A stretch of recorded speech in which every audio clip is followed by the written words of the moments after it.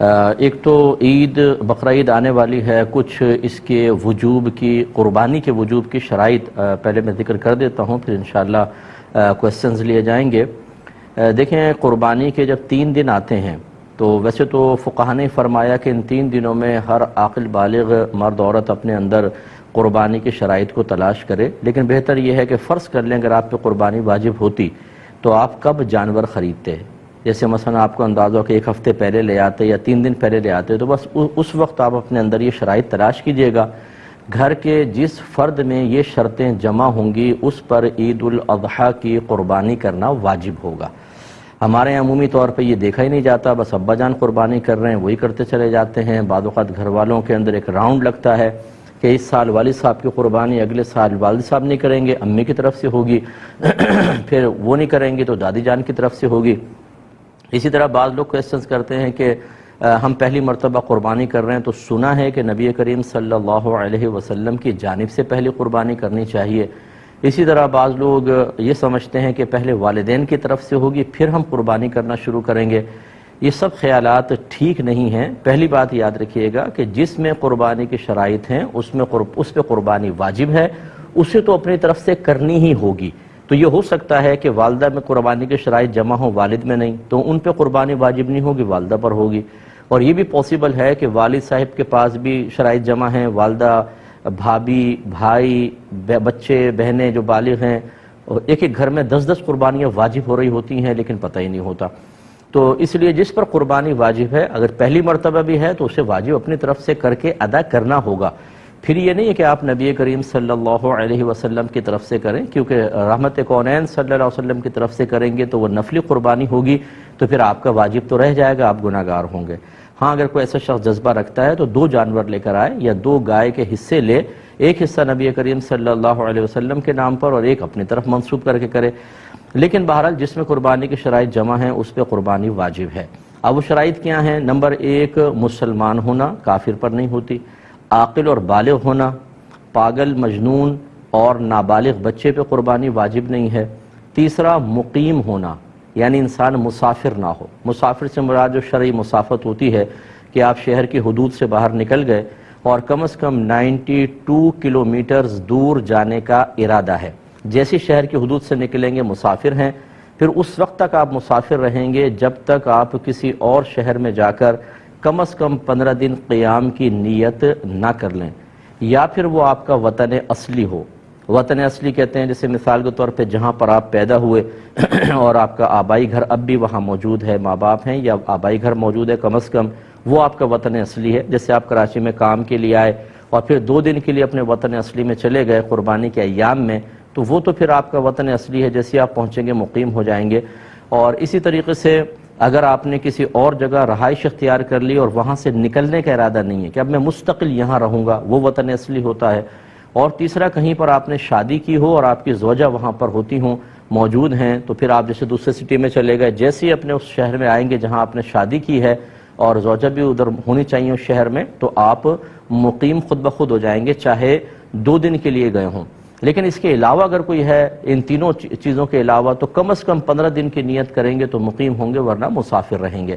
تو مسافر پہ قربانی واجب نہیں ہوتی ہے، مقیم پر واجب ہوتی ہے۔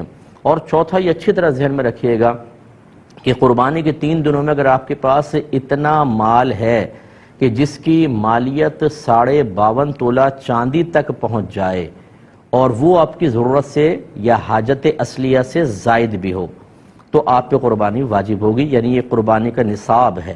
52.5 تولہ چاندی تقریباً آج کل 45,000 50,000 کا حساب کر لیں آپ، بس اتنا اگر اماؤنٹ آپ کے پاس ہے اور آپ کی ضروریات زندگی سے زائد ہونا چاہیے۔ ضروریات زندگی میں کون سا ہوگا؟ جیسے اگر فرض کر لیں آپ کو سیلری ملی تو راشن لینا ہے، بچوں کی فی پے کرنی ہے، اور چیزیں ہیں، یا گھر کے جو ضروریات زندگی کا سامان ہوتا ہے، جیسے آپ کے کپڑے ہیں، آپ کے جوتے، اور اگر آپ نے اے سی لگایا ہوا ہے وہ بھی حاجت اصلیہ میں آتا ہے، آپ کا فریج، واشنگ مشین، برتن وغیرہ، یہ سب حاجات اصلیہ میں آتے ہیں۔ اسی طرح آپ کا ذاتی مکان، یہ حاجت اصلیہ میں ہے۔ اس سے فالتو کوئی بھی سامان ہو کہ جو آپ نے جو آپ کی ضروریات زندگی سے زائد ہے یا پھر سونا چاندی کی شکل میں ہے، تو وہ اس پہ قربانی واجب ہوگی۔ لہذا اب آپ کو دیکھنا یہ ہوگا، مثال کے طور پر اگر کسی بہن کے پاس 1 تولہ سونا ہے تو یقیناً 52.5 تولہ چاندی تک اس کی قیمت پہنچتی ہے تو ان پر قربانی واجب ہوگی۔ یہ زکوٰۃ کے نصاب کو نہ دیکھیے گا، اس میں یہی لکھا ہے کہ اگر کسی کے پاس بھی کسی بھی قسم کا مال ایسا ہو جو حاجت اصلیہ سے زائد ہو اور اس کی مالیت 52.5 تولہ چاندی تک پہنچ جائے تو اس شخص پہ قربانی واجب ہے۔ لہٰذا یہاں تک فقہا نے لکھا ہے، مثال کے طور پہ اگر آپ نے کوئی مکان کرائے پہ چڑھایا ہوا ہے تو وہ تو آپ کی ضرورت سے زائد ہے نا، تو اس مکان کی بھی مالیت کا حساب ہوگا، قربانی واجب۔ اسی طریقے سے اگر آپ کا ذاتی مکان آپ رہ رہے ہیں، اس میں 6 کمرے ہیں، 4 یوز ہوتے ہیں، 2 کمرے بالکل بند پڑے ہوئے ہیں، ان 2 کمروں کی قیمت کا بھی حساب کیا جاتا ہے۔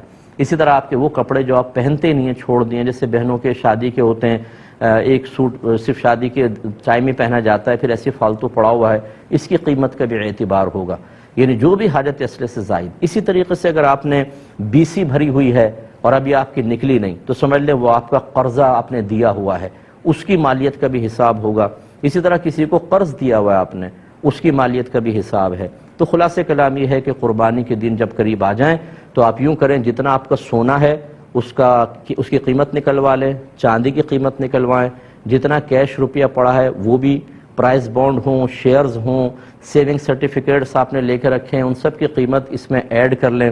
اس کے علاوہ آپ نے اگر BC دی ہے اور ابھی نکلی نہیں، وہ آپ کا قرض ہے سمجھ لیں، اسے بھی ایڈ کریں۔ کسی کو ویسی قرض دیا ہوا ہے وہ بھی اس میں ایڈ کر لیں اور اس کا ٹوٹل نکال لیں۔ ٹوٹل نکالنے کے بعد پھر آپ یہ ضرور دیکھیے گا کہ کیا اس میں سے کچھ ایسا پیسہ ہے جو مجھے فوری طور پہ گھر میں خرچ کرنا ہو، یا پورے مہینے میں جیسے بجٹ کا ہوتا ہے آپ یوٹیلیٹی بلز کے لیے اور راشن وغیرہ کے لیے رکھتے ہیں، اسے اس میں سے مائنس کر دیں۔ اس کے علاوہ ہر وہ قرضہ جو اس منتھ میں آپ کو فوری طور پہ ادا کرنا ہے، جیسے کوئی انسٹالمنٹ دینی ہے آپ نے، یا کسی کا قرضہ لیا ہوا اور وہ کبھی بھی مطالبہ کر سکتا ہے، ایسا کوئی قرضہ جس کی کوئی میعاد وغیرہ مقرر نہ ہو، اس سب کو بھی اس میں سے مائنس کر دیں۔ اب جو باقی بچے دیکھیں، اگر وہ 52.5 تولہ چاندی کے برابر پہنچ جاتا ہے تو بس پھر ٹھیک ہے، آپ پہ قربانی واجب ہے، ورنہ نہیں ہے۔ سوری۔ اسی طریقے سے آپ نے ان تمام چیزوں کو ایڈ کیا، قرض باہر نکالا، آپ نے کوئی مکان کرائے پہ دیا ہوا ہے، دکان کرائے پر دی ہوئی ہے، یا آپ دکان چلاتے ہیں، وہ دکان آپ کی حاجت اصلیہ سے زائد کے لائے گی، اس کی قیمت ایڈ کریں گے تو قربانی بن جائے گی۔ اس طریقے سے ہر گھر کا فرد قربانی کا حساب کرے۔ اچھا، جب اس قسم کے مسائل لوگ سنتے ہیں، چونکہ اس میں خرچہ ہوتا ہے، تو کہتے ہیں یہ تو ہم نے آج تک نہیں سنا تھا، پتہ نہیں کہاں سے مسائل نکال کر لے آئے۔ تو ہماری صحت پہ کوئی فرق نہیں پڑے گا، ہمارا کام ہے آپ کو سمجھانا۔ اگر آپ ایک ایسے ماحول میں رہے کہ جہاں آپ کو کسی نے یہ مسئلے نہیں بتائے تو وہ بتانا نہ بتانا وہ چھوڑ دیجئے، ہمارا کام تھا ان مسائل کو سیکھنا۔